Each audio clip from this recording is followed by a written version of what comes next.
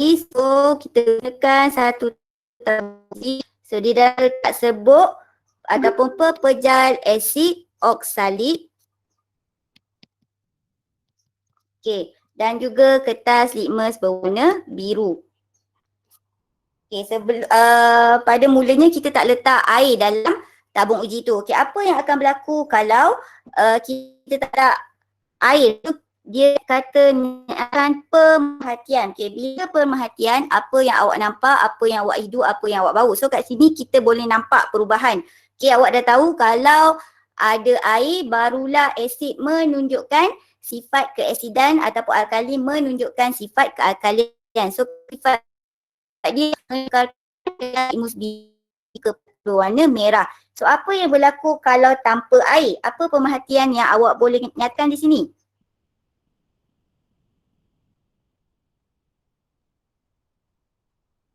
Tiada perubahan. Okey, so kalau pemerhatian awak tak boleh cakap, awak kena cakap spesifik lah. Maknanya tiada perubahan apa. Ataupun kertas litmus biru tidak berubah warna. Okey, tiada perubahan, awak kena cakap spesifik. Apa tu? So kertas litmus biru tidak berubah warna. Ataupun tiada perubahan pada kertas litmus biru. Okey. So apa yang berlaku bila kita tambah air ke dalam tabung uji?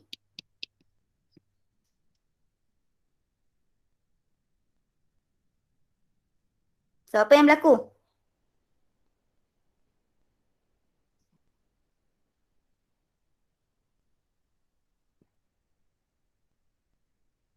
So apa yang berlaku pada apa yang kita dapat perhatikan apabila air ditambah ke dalam tabung uji?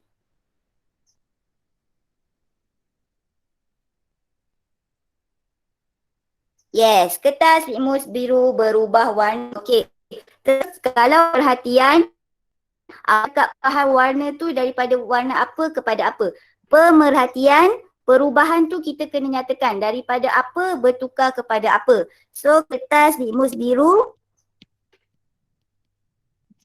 menjadi bertukar warna merah. Okey, bila soalan pemerhatian, perubahan tu awak kena cakap daripada apa berubah kepada apa. Kalau contohnya nombor bertambah daripada 1 kepada 2. So itu pemerhatian. Kita kena nyatakan perubahan. So itu perubahan kita tahu. Nyatakan perubahan warna pada kertas litmus biru yang digunakan untuk mengesan sifat asid. So, kertas litmus biru bertukar warna merah. Okey, berdasarkan pemerhatian, nyatakan inference. Okey, nyatakan inference yang sepadan. So, inference tu apa? Inference tu kenapa awak cakap pemerhatian ini berlaku. Okey, inference tu apa? Kenapa kita cakap pemerhatian ini berlaku? Okey, kenapa kertas litmus tidak berubah warna? Kenapa kertas biru bertukar? Okey, itu dia. Maknanya awak kena jawapan nombor 1 kenapa? Okey, so kenapa jawapan nombor 1 awak cakap kertas litmus biru tidak berubah warna? So inference ni apa? Kenapa kenapa pemerhatian itu macam tu? Okay, kenapa pemerhatian tu macam tu? So ada dua lah. Satu untuk jawapan nombor 1, satu untuk jawapan nombor 2. So jawapan nombor 1, kenapa awak cakap kertas litmus tidak berubah warna?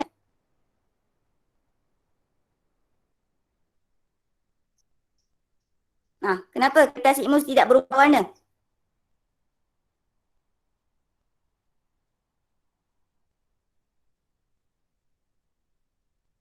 Kenapa? Inference, yes. Tiada kehadiran. So yang pertama, kenapa tidak berubah warna? Tiada kehadiran air. Kalau dua, kenapa berubah warna? Kerana ada kehadiran air. Itu saja inference kenapa pemerhatian itu berlaku. So yang pertama, tidak mengandungi air. Okay, tiada kehadiran air. Kedua, kerana kehadiran air.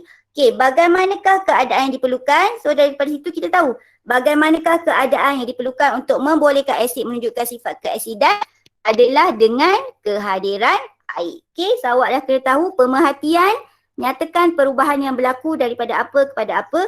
Inference, kenapa pemerhatian tu awak cakap berlaku. Kenapa jadi macam tu. So itu soalan inference. Okay, so hypothesis diterimalah kan sebab dia kata hypothesis ke bulan awal. Okay, sebelum eksperimen kita dah nyatakan hypothesis.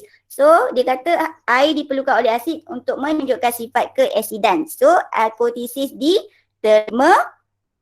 Jadi kesimpulan dia, air diperlukan untuk menunjukkan sifat keasidan bagi asid. Okay, itu adalah kesimpulan. Okay, perbincangan. Namakan ion yang bertanggungjawab untuk menunjukkan sifat keasidan. Awak dah tahu asid ialah bahan kimia yang mengayon dalam air menghasilkan ion.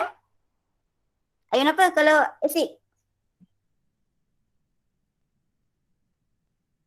Yes, ion hidrogen. Kalau alkali, bahan kimia yang menghasilkan ion hidroksida. Jadi, namakan ion yang bertanggungjawab. Ion apa? Ion hidrogen.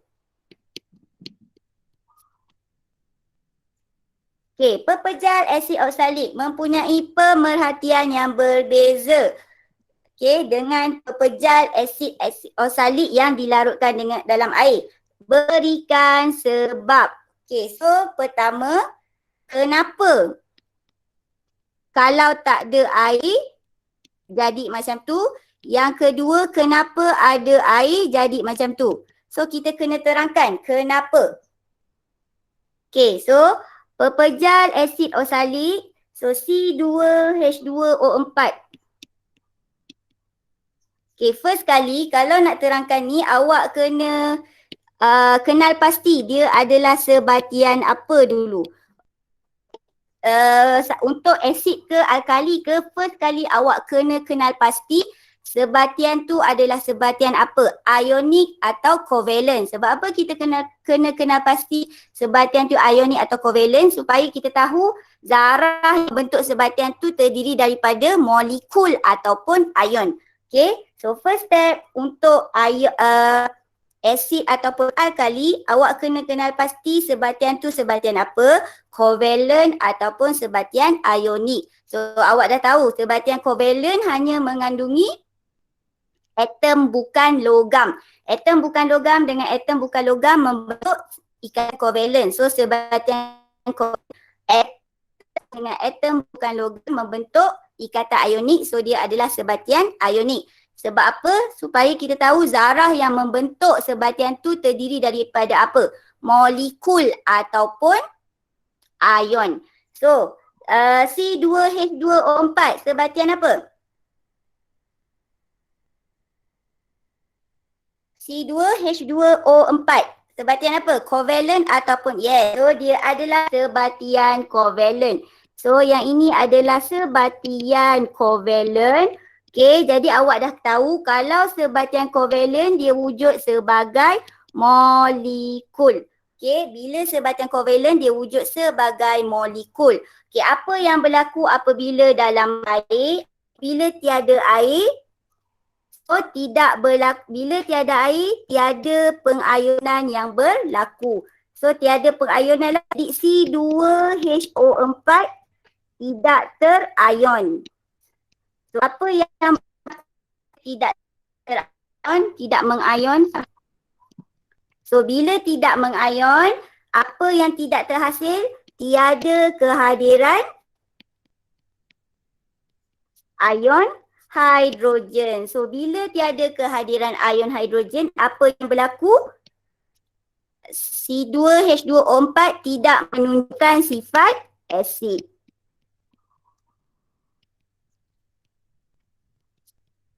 Okay, sebab apa?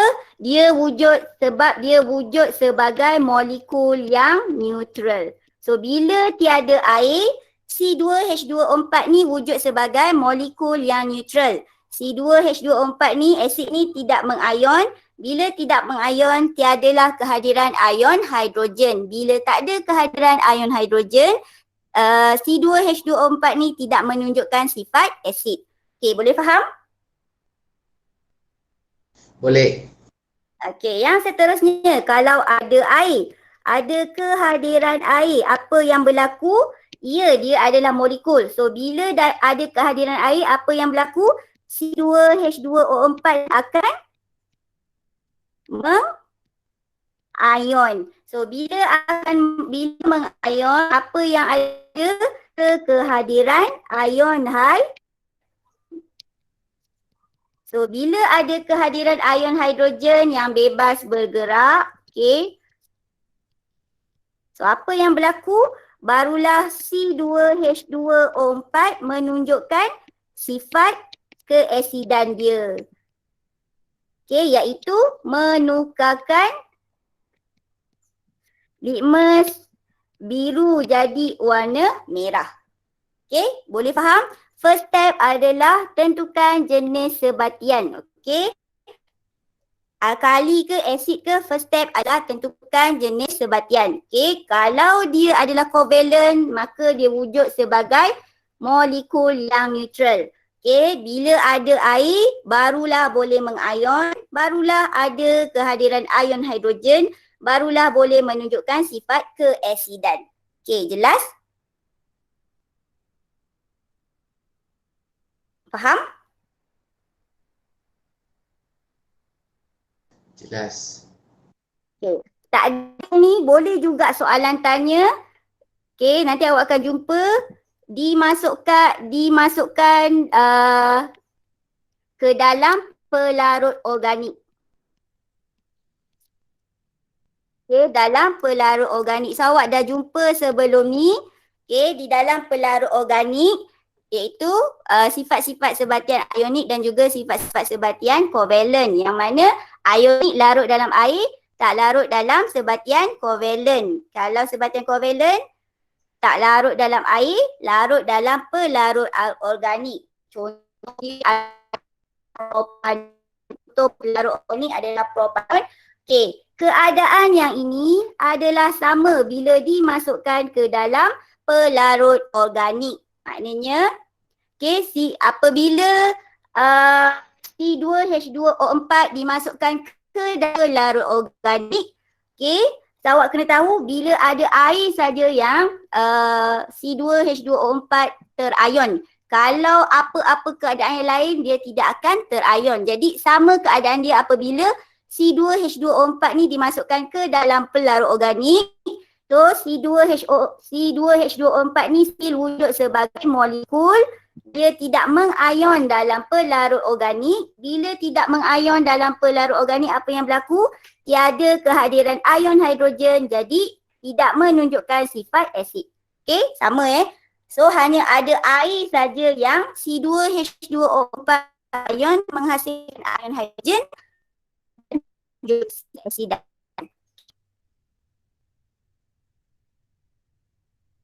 Faham? Okey.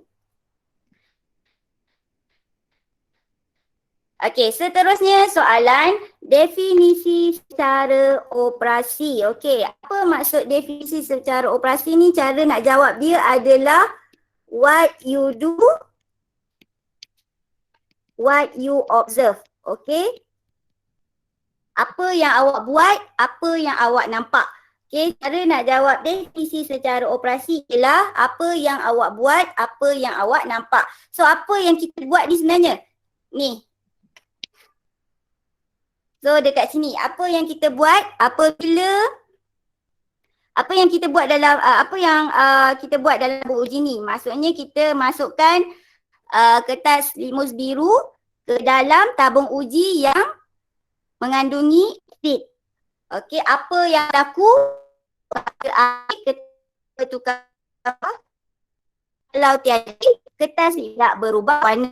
So what you do, apa yang kita buat? Okay. So dia tanya,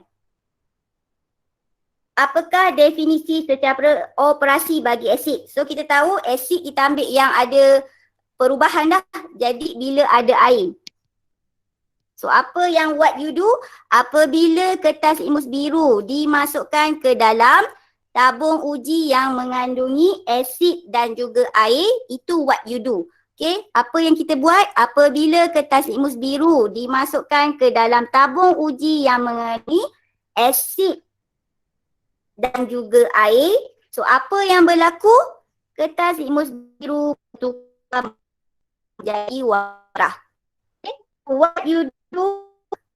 So this so apa yang kita buat asid, kita kena cakap yang apa yang berlaku waktu ada air lah, sebab itu yang boleh menunjukkan sifat asid.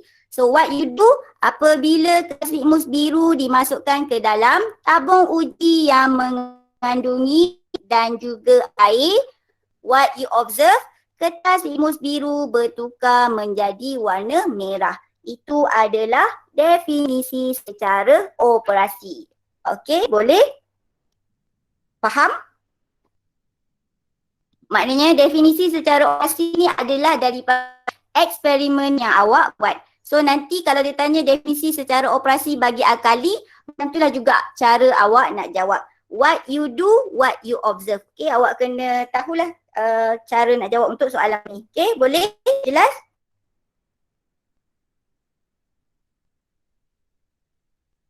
Faham? Okay, so itu asid. Okay, macam mana pula kalau alkali? So benda yang samalah, inference semua benda yang sama. Okay, sama juga ni, definisi secara operasi macam tu. What you do, what you observe. Okay, cuba buat. Okay, yang ini sama juga. Contoh natrium hidroksida dan juga amonia. Okay, dua-dua ni adalah alkali. Okay, dua-dua ni adalah alkali. Apa beza hidroksida dengan amonia? So cikgu cakap apa yang awak perlu buat, awak perlu kenal pasti sebahagian tu adalah ionik ataupun covalent, supaya kita boleh tentukan zarah dia terdiri daripada apa, molekul ataupun ion. Okay, dua-dua ni adalah alkali. So dua-dua ni adalah alkali. Okay, apa beza natrium hidroksida dan amonia? So natrium hidroksida sebatian apa? Yes, so natrium hidroksida adalah sebatian ionik. Kalau NH3, sebatian apa?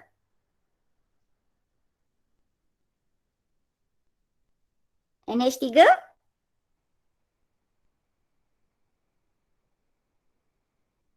Yes, so NH3 sebatian covalent. Okey, bila dah tahu sebatian, barulah kita tahu natrium hidroksida buat sebagai NH3. Okay, so apa yang berlaku bila masuk dalam air? Okay, bila ada kehadiran air, bila tak ada kehadiran air. Okay, so kalau untuk natrium hidroksida, okay, sebab dia adalah ion. So bila tiada air, okay, yang ni ada air. So bila tiada air, okay, dia tidak boleh menunjukkan sifat kealkalian dia walaupun dia dalam ion. Sebab apa? Ion ni tidak bebas bergerak. Okay, bila tiada air, okay, natrium hidroksida dia wujud dalam satu kekisi dia ataupun ion tidak mempunyai ion yang bebas bergerak. Ion hidroksida bergerak. Dalam struktur kekisian hidroksida tu bila jadi tidak mempunyai ion hidrogen bebas bergerak. So bila tidak mempunyai ion hidrogen yang bebas bergerak, maka dia tidak dapat menunjukkan sifat kealkalian dia.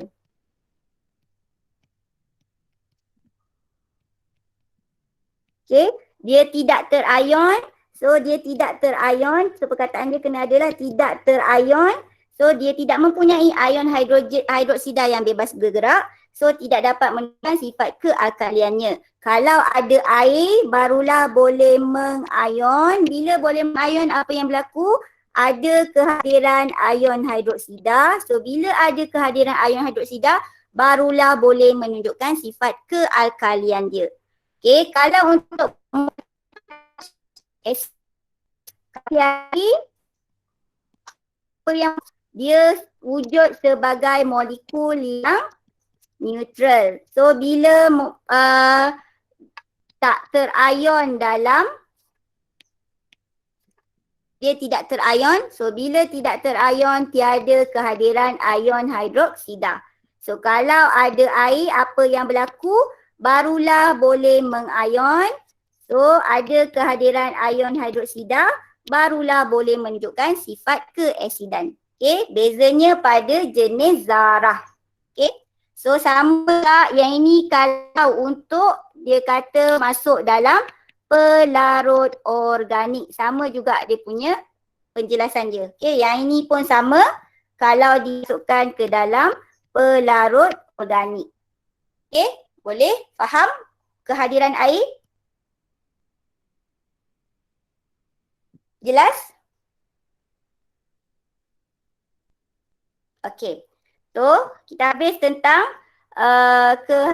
peranan air. Jadi kita masuk topik yang baru iaitu nilai pH. Okay, so awak pun dah pernah dengar pH tu nilai dia adalah daripada 0 hingga 14. Okay, so kurang daripada 7 adalah untuk larutan berasid. Lebih daripada 7 adalah untuk larutan yang berakali. Kalau 7 dia adalah neutral. Okay, so yang ni awak dah tahu sebelum ni. Okay, dia punya nilai adalah daripada 0 hingga 14, kurang daripada 7 berasid, lebih daripada 7 larutan tu adalah berakali. So kalau 7 saja dia adalah neutral. Okay. Okay, apakah sebenarnya pH dalam kimia? So dalam kimia merupakan pengukuran logaritma ke atas kepekatan ion hidrogen yang terkandung dalam larutan aqueous. So pH ni sebenarnya dia nak ukur apa? Dia ukur apa? Dia ukur kepekatan ion hidrogen dalam larutan aqueous. Okay, sebab apa? Yang ini yang menentukan sifat asid, yang memberikan sifat asid. So kalau untuk alkali, pengukuran logaritma ke atas kepekatan ion hidroksida. Itu kalau untuk alkali. Okey, itu adalah sama negative log. Okey, apa maksud ini? Yang ini adalah kepekatan ion hidrogen. Okay, so kita dah masuk yang berkaitan dengan cair, dengan larutan. So nampak je benda ni, ini bermaksud kepekatan. Okay, kalau cikgu buat simbol macam ni, cikgu tak tulis kepekatan, awak dah kena tahu yang ini bermaksud kepekatan. Okay, dalam ni boleh letak apa-apa. Kalau uji tengah cakap pasal ion hidrogen, kita letak H plus lah. Kalau kita tengah cakap pasal ion hidroksida, kita letak OH minus lah dalam ni. Okay. So, kepekatan. Okay, unit kepekatan. Okay, unit kepekatan adalah mol dm negatif 3. Okay, kepekatan unit dia. So, kepekatan unit dia adalah mol dm negatif 3. Okay, ini adalah unit untuk kepekatan. Okay, jelas kat sini? pH sama dengan negatif log kepekatan. So unit kepekatan adalah mol dan negatif 3. So korang dah belajar kan pasal log kan admin? Dah? Dah cikgu. Okay, so senanglah nak terangkan. Okay, jadi masukkan saja yang pertama. Yang pertama, itu kan nilai pH bagi asid nitrik dengan kepekatan ion hidrogen 0.5 mol dm negatif 3. So dia nak cari pH. Jadi tekan sajalah. So masukkan negatif log. Jadi yang ini adalah untuk kepekatan dan dia dah nyatakan kepekatan adalah 0.5 mol dm negatif 3. So kita masukkan dalam formula negatif log dalam kurungan 0.5, so awak akan dapat 0.301. So kita bundarkan, kita round off 0.3. Senang sahaja untuk cari nilai pH.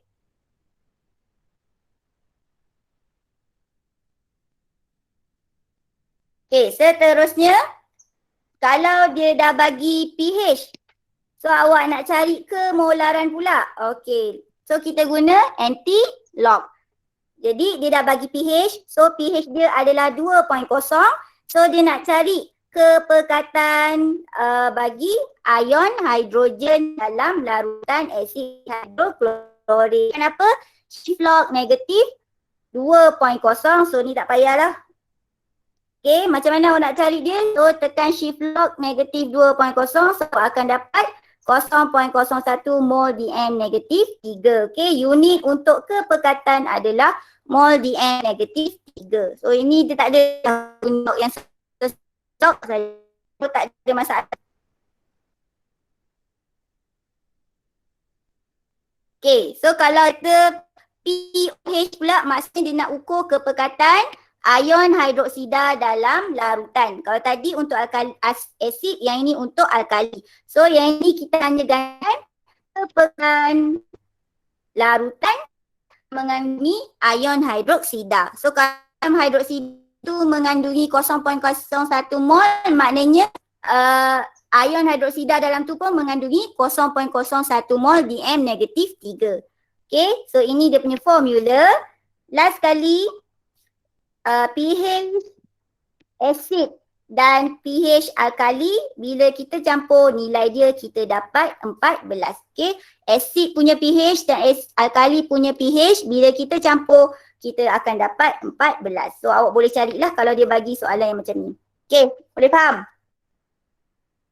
Sampai sini dulu. Okay, jelas yang ni?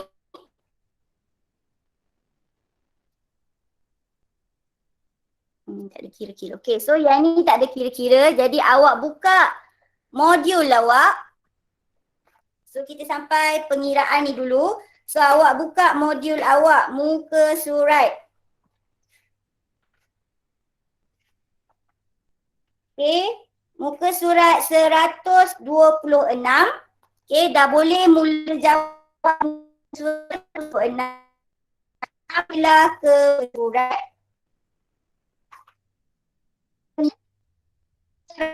127. Okay, so awak dah boleh buat modul muka surat 126 hingga muka surat 137 sampai pengiraan. So hari Khamis minggu depan kita akan bincang soalan tu lah 126 hingga 137. Boleh faham? Jelas? Boleh. Okay. So nampak macam banyak kerja kan? Tapi yang saya nak semak 126 sampai 137.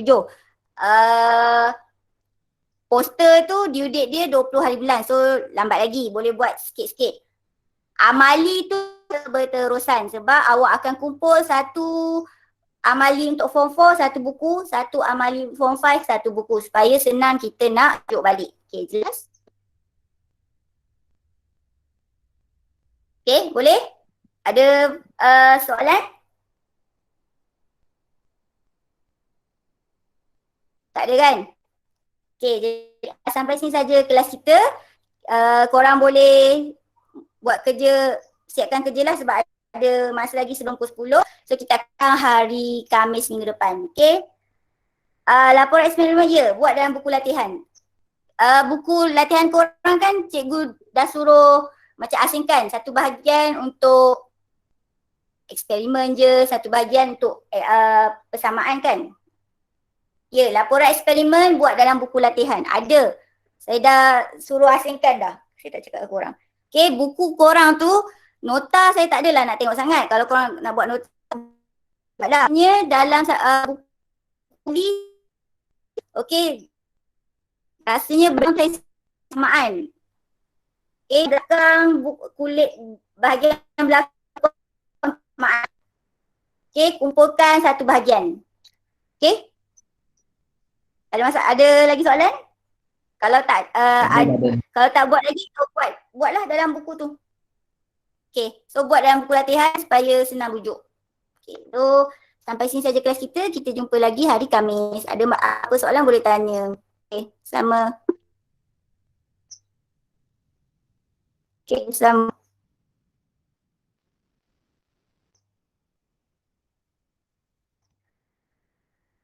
Terima kasih cikgu. Ah.